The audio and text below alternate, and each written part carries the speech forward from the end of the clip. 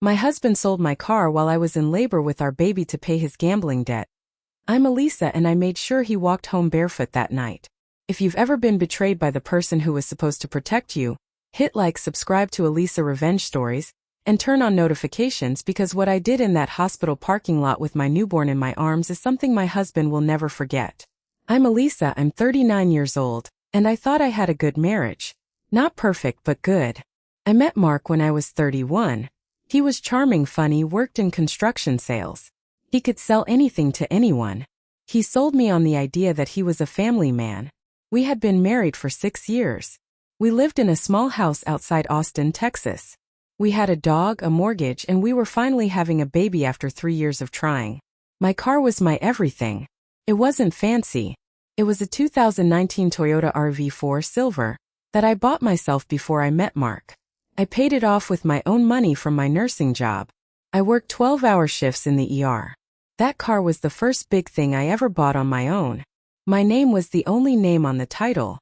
My dad helped me pick it out before he passed. He said, "Alisa, this car will keep you safe." I was 38 weeks pregnant. My due date was in 2 days. Mark had been acting weird for months. He was staying up late on his phone, secretive. He said work was slow. He borrowed $500 from me, then $800, then $1,000. He said it was for tools. I believed him. Because when you're 8 months pregnant and your feet are swollen and you can't sleep, you want to believe your husband is just stressed. 2 weeks before my due date, I found a letter in his truck. From a casino. Mark owed $18,000. $18,000 in gambling debt. Online poker. Sports betting. I confronted him that night. I was standing in our kitchen, huge belly, holding that letter, shaking. "Mark, what is this? $18,000. He didn't even look sorry at first. He laughed. "Alisa, it's not a big deal. I'm going to win it back. I'm due for a win." "You're due?" "Mark, this is our baby money. This is the nursery money. This is my savings." He grabbed the letter. "It's my debt. Don't worry about it. I'll handle it." I cried all night. He slept on the couch. The next morning he promised he would stop. He promised on our unborn baby's life. He cried. He said he would go to counseling. I wanted to believe him. For our baby. Then my water broke. At 3:17 a.m. on a Tuesday. I woke up in a puddle. Mark, my water broke." He jumped up. Panicked. We grabbed the hospital bag. I was in pain, contractions starting. We ran to the garage. My car was gone. The spot where my silver RAV4 always parked, empty. Just oil stain. I looked at Mark. "Where's my car? Where's my car, Mark?" He went white. Ghost white. He wouldn't look at me. "Mark, I'm in labor. Where is my car?" And he whispered, "I sold it. Yesterday. I had to. They said they would come to the house. They threatened me, Alisa. I had to pay them. I got $14,000 for it. I thought we could use your mom's old car for a while." My car. My dad's car. The car that was only in my name. The car I paid off working 12-hour ER shifts. The car I was supposed to bring my baby home in. He sold it while I was sleeping. While I was 38 weeks pregnant. To pay his secret gambling debt. And he didn't tell me. I was standing in our garage, water dripping down my legs, contractions ripping through my back. And my husband had just told me he stole and sold my car. I screamed. Not from the contraction. From betrayal. "You sold my car? I'm in labor." My neighbor, Mrs. Johnson, heard me screaming and ran over. She saw me huge, crying in labor and Mark just standing there. She said, "Alisa, honey, what happened?" I said, "He sold my car. He sold my car while I'm in labor." She didn't ask questions. She grabbed her keys. "Get in my car. Now." "Mark, you do not get in. You call an Uber. You are not riding with her." The whole ride to the hospital, 20 minutes, I had contractions and I was sobbing. Not just pain. My heart was broken. How do you bring a baby into the world with a man who does that? At the hospital, they wheeled me in. Mark showed up 30 minutes later in an Uber. He tried to hold my hand. Pulled it away. "Don't touch me." I labored for 14 hours. 14 hours of hell. Mark sat in the corner on his phone. I found out later he wasn't texting family updates. He was checking the football scores, betting again, while I was pushing his child out. My beautiful daughter Lily was born at 6:42 p.m. 7 pounds 2 ounces. Perfect. When they put her on my chest, I forgot about the car for a second. I just smelled her head and thought, I will keep you safe. I will keep you safe even if your father won't. Mark came over crying. Alisa, she's beautiful. I'm so sorry. About the car. I'll fix it. Promise. We're a family now. I looked at him, at this man I married, and my daughter, and I said, get out. He said, what? Get out of this room. You sold my car while I was pregnant with your child. You have no right to be here. The nurse looked at me, then at him.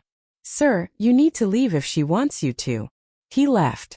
That night, alone in the hospital with Lily sleeping on my chest, I couldn't sleep. I was in pain, my body destroyed, no car, $18,000 in debt that was now my problem because we were married, and a husband who was a liar and a gambling addict. I picked up my phone. I opened Facebook Marketplace. And I typed in 2019 silver Toyota RAV4 Austin, Texas. And there it was. My car.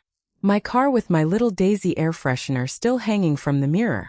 My car with the dent on the back bumper from when I backed into a shopping cart. Listed for $16,500. By a man named Carlos. Clicked his profile. And my blood ran cold. Because Carlos was not a stranger. Carlos was Mark's cousin. And the listing said sale pending, must sell fast, wife doesn't know. He didn't even sell it to a stranger to pay debt. He sold it to his cousin for cheap so his cousin could flip it for profit and split it. They scammed me. It wasn't about debt. It was about greed. And my dad's car, my safe car, was part of their little scam. I sat in that hospital bed, holding my newborn, and I made a plan. A plan so smart, so legal, that by the time Mark and Carlos realized what Alisa had done, they would both be walking. And what I did the next morning when the nurse asked if I needed a ride home. That ride home is what destroyed both of them.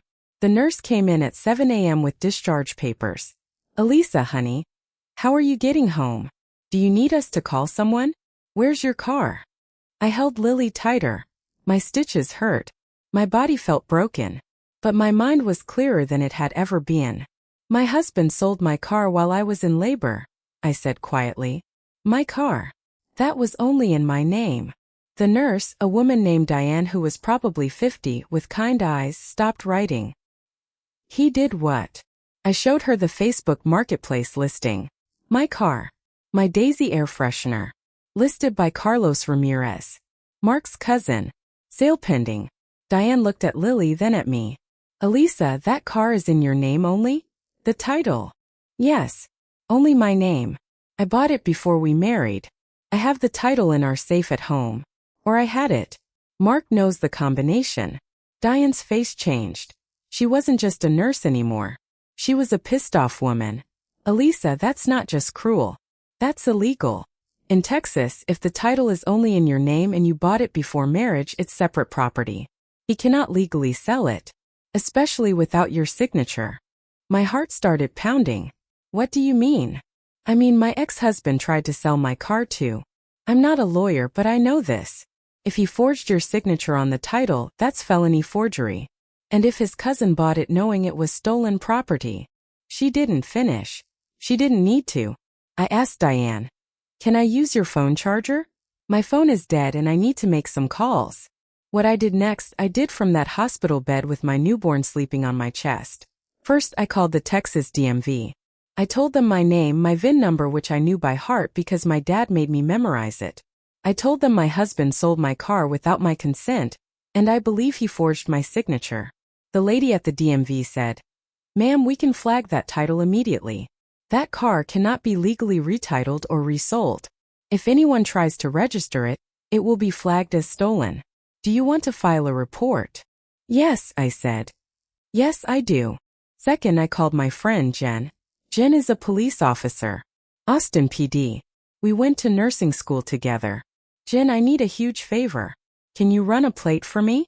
And tell me what I need to do if my husband forged my name to sell my car while I was in labor. Silence.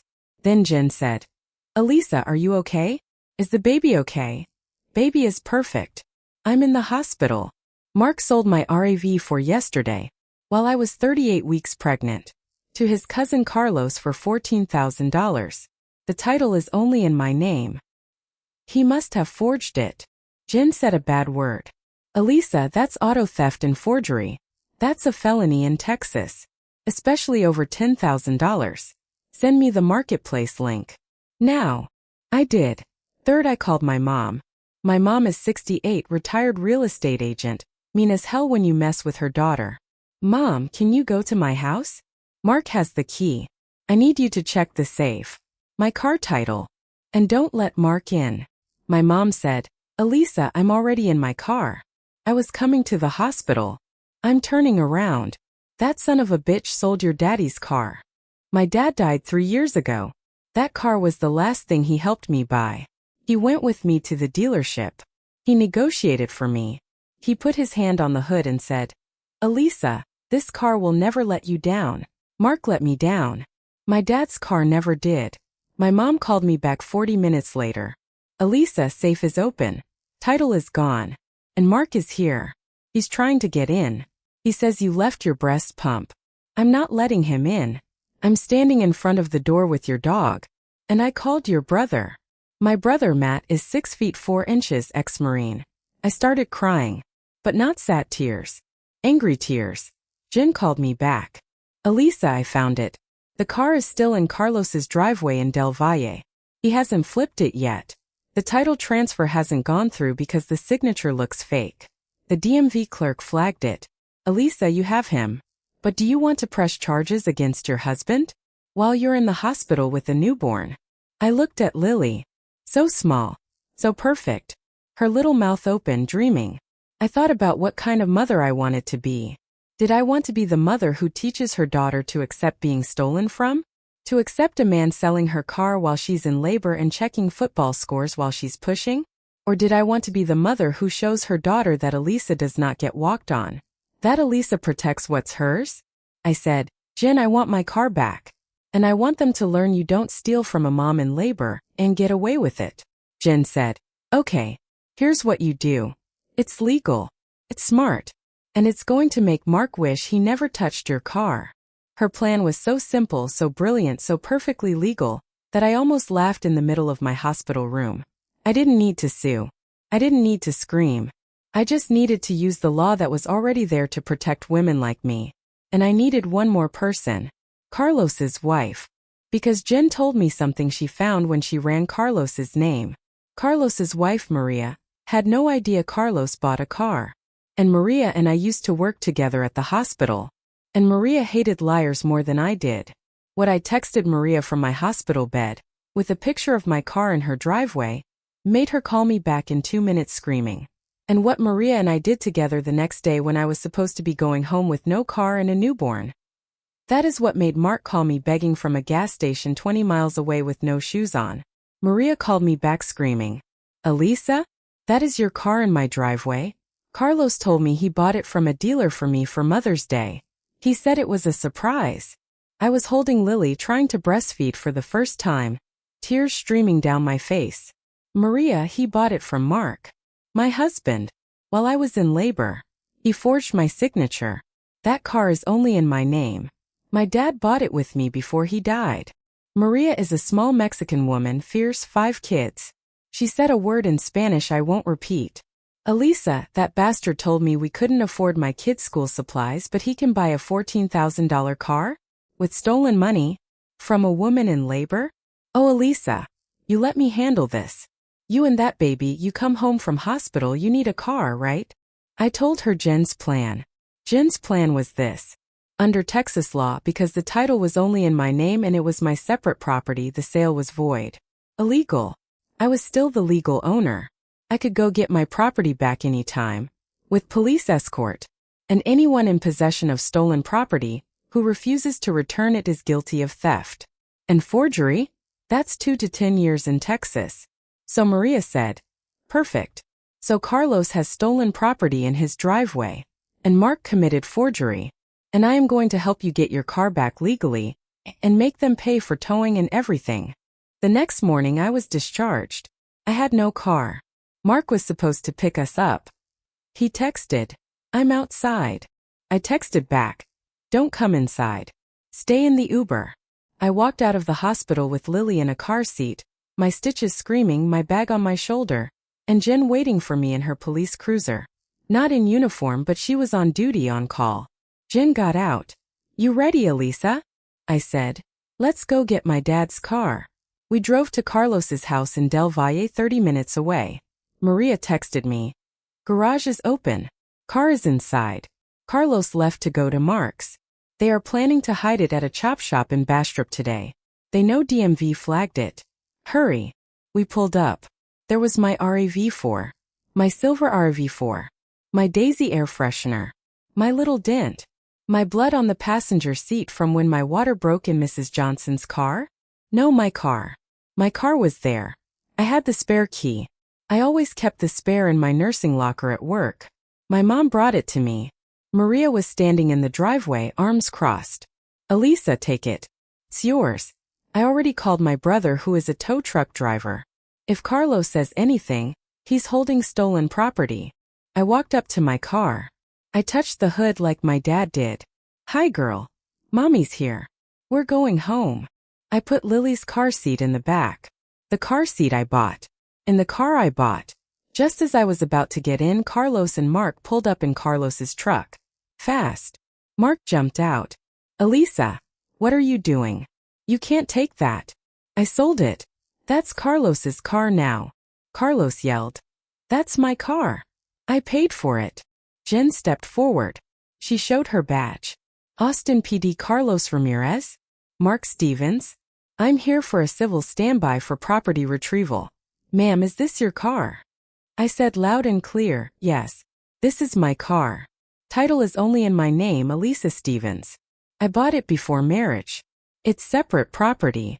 My husband forged my signature to sell it without my consent. The DMV has flagged the title as fraudulent. I am retrieving my stolen property. Mark went white. Alisa, you called the cops on me? I have a newborn. We need money. It was just a car. Just a car.